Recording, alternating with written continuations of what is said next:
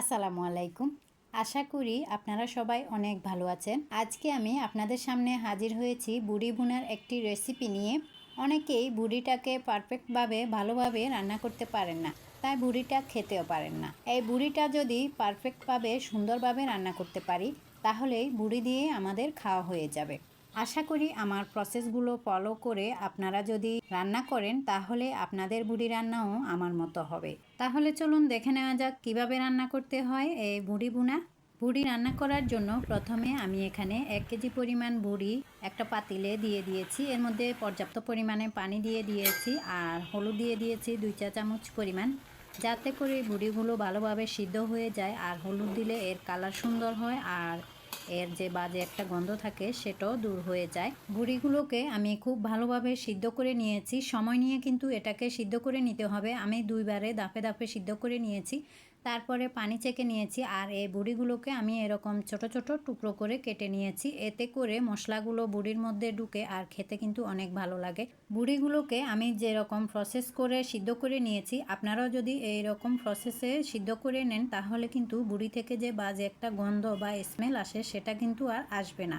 যারা বুড়ি খেতে পছন্দ করে না, তারাও কিন্তু আমার মতো বুড়ি খেতে পছন্দ করবে। বুড়ি রান্না করার জন্য চুলায় আমি একটা প্যান বসিয়ে দিয়েছি। এর মধ্যে দিয়ে দিয়েছি 2 টেবিল চামচ পরিমাণ তেল। অবশ্যই তেলের পরিমাণটা একটু কমিয়ে দিতে হয়, বুড়ির মধ্যে এমনিতেই অনেক বেশি তেল থাকে। তেল গরম হয়ে গেলে এর মধ্যে দিয়ে দিচ্ছি গোটা গরম মশলা, তেজপাতা, এলাচ, দারচিনি, কালো গোলমরিচ, লং। এখন এগুলোকে আস্তে আস্তে লো হিটে ভেজে নিতে হবে কিছুক্ষণের জন্য। এখন এর মধ্যে দিয়ে দিচ্ছি 1 কাপ পরিমাণ পেঁয়াজ কুচি। আমি অবশ্য পরে আরও আধা কাপ পরিমাণ দিয়েছিলাম। মোট 1.5 কাপের মতো পেঁয়াজ দিয়েছি। বুড়ি রান্নার ক্ষেত্রে পেঁয়াজের পরিমাণটা একটু বেশি দিতে হয়, কোনোভাবেই কম দেওয়া যাবে না। আমি এখানে আরও একটু তেল দিয়ে দিয়েছি। এখন পেঁয়াজগুলোকে লাল লাল করে হালকা ভেজে নিয়েছি। এখন দিয়ে দিচ্ছি 2 টেবিল চামচ পরিমাণ রসুন বাটা বা একটু থেতো করে দিয়েছি। আদা বাটা 1.5 টেবিল চামচ পরিমাণ। বুড়ি রান্নার ক্ষেত্রে মশলার পরিমাণটা একটু বেশি দিতে হয়, এক্ষেত্রে টেস্ট অনেক ভালো আসে। মরিচের গুঁড়ো দিয়ে দিচ্ছি 1 চা চামচ পরিমাণ, হলুদের গুঁড়ো 1 চা চামচ পরিমাণ। এরপর দিয়ে দিচ্ছি জিরার গুঁড়ো আর ধনিয়া গুঁড়ো 2 টেবিল চামচ পরিমাণ একসাথে দিয়ে দিয়েছি। এখন দিয়ে দিচ্ছি স্বাদ মতো লবণ। এখন এই মশলাগুলোকে নেড়ে চেড়ে খুব ভালোভাবে কিছুক্ষণের জন্য কষিয়ে নিচ্ছি। আর চুলার আঁচ কিন্তু লো হিটে রেখেছি। তো এ পর্যায়ে আমি মরিচের গুঁড়ো আরও কিছুটা দিয়ে দিয়েছি। আমার কাছে মনে হয়েছে আরও একটু লাগবে। এখন এর মধ্যে দিয়ে দিচ্ছি সামান্য পরিমাণ পানি।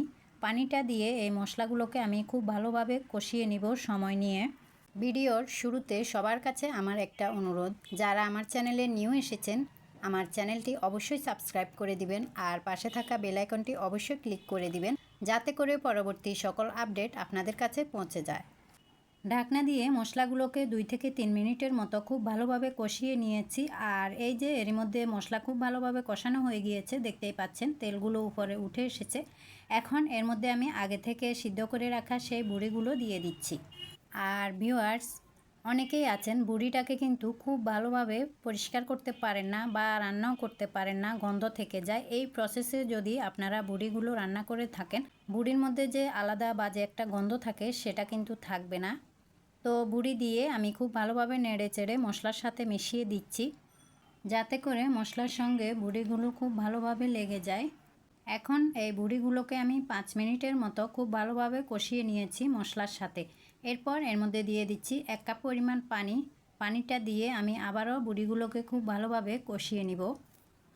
পানি দিয়ে নেড়ে চেড়ে খুব ভালোভাবে মিশিয়ে দিয়েছি। এখন ঢাকনা দিয়ে ঢেকে খুব ভালোভাবে কষিয়ে নিতে হবে। ফিরে আসলাম কিছুক্ষণ পর। এই যে দেখুন খুব ভালোভাবে কষিয়ে গিয়েছে আর পানিগুলো শুকিয়ে গিয়েছে, তেল উপরে উঠে গিয়েছে। এখন এর মধ্যে আমি আরও পর্যাপ্ত পরিমাণে পানি দিয়ে এই বুড়িগুলোকে খুব ভালোভাবে সিদ্ধ করে নিব। আর হ্যাঁ, আমি কিন্তু বুড়ির মধ্যে গরম পানি ইউজ করেছি, এতে করে বুড়িগুলো তাড়াতাড়ি সিদ্ধ হয়ে যাবে। তো এখন ঢাকনা দিয়ে ঢেকে খুব ভালোভাবে সময় নিয়ে বুড়িগুলো সিদ্ধ করে নিয়েছি। আবারও কিন্তু বারবার আমি অফ ক্যামেরায় চেক করে নিয়েছি। অবশ্যই বুড়িগুলোকে খুব ভালোভাবে সময় নিয়ে ধৈর্য ধরে আস্তে আস্তে সিদ্ধ করে নিতে হবে। তো এই তো ফিরে আসলাম বুড়িগুলো রান্না হওয়ার পর। বুড়িগুলো খুব ভালোভাবে সিদ্ধ হয়ে গিয়েছে, দেখতেই পাচ্ছেন খুব সুন্দর একটা কালার এসেছে আর তেল উপরে উঠে এসেছে। আর আমি এখানে একটা দুটা আলুও ইউজ করেছিলাম, আপনারা চাইলে দিতে পারেন আর না চাইলে স্কিপ করবেন। তারপরে আমি এর মধ্যে দিয়ে দিচ্ছি 1 চা চামচ পরিমাণ গরম মশলা। এটা হচ্ছে হোমমেড গরম মশলা। এটা দিলে বুড়ির মধ্যে যে বাজে একটা গন্ধ থাকে সেটা থাকবে না। এটা দেওয়ার কারণে খুব সুন্দর একটা ফ্লেভার আসবে। অবশ্যই এই গরম মশলাটা দেওয়ার চেষ্টা করবেন। দিয়ে নেড়েচেড়ে খুব ভালোভাবে আবারও মিশিয়ে নিয়েছি। আর এই গরম মশলার কিন্তু রেসিপি অলরেডি আমার চ্যানেলে দেওয়া আছে, আপনারা চাইলে কিন্তু দেখে আসতে পারেন। আর অফ ক্যামেরায় আমি লবণটা এ পর্যায়ে দেখে নিয়েছি, আমার বুড়ি রান্নার লবণটা একবারে পুরোপুরি পারফেক্ট হয়েছে। এখন হচ্ছে এই পর্যায়ে আপনারা চাইলে এই বুড়ি রান্না খেতে পারেন, রুটি ভাত যে কোনো কিছুর সাথে খেতে পারেন। ভিউয়ার্স, আমাদের বুড়ি রান্না পুরোপুরি কমপ্লিট। এখন এটাকে আমি পছন্দ মতো পরিবেশন করে নিয়েছি।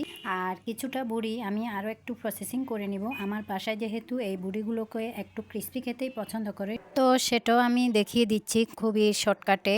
চুলায় একটা প্যানে আমি পর্যাপ্ত পরিমাণে তেল দিয়ে এর মধ্যে 2-3টি পেঁয়াজ কুচি দিয়ে নরম করে ভেজে নিয়েছি। তারপরে এর মধ্যে কিছুটা পরিমাণ বুড়ি দিয়ে দিয়েছি। এখন লো হিটে আস্তে আস্তে এগুলোকে লাল লাল করে ক্রিস্পি করে ভেজে নিতে হবে একটু সময় নিয়ে।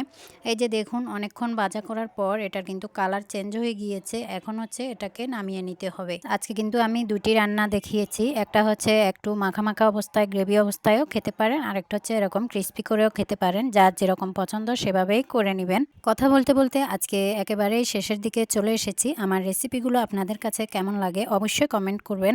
ভালো খারাপ যাই হোক একটা করে কমেন্ট করে জানাবেন। আপনাদের কমেন্ট কিন্তু আমার কাছে অনেক বেশি গুরুত্বপূর্ণ।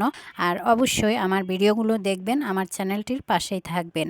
আজকের মতো এখানে বিদায় নিচ্ছি। আল্লাহ হাফিজ।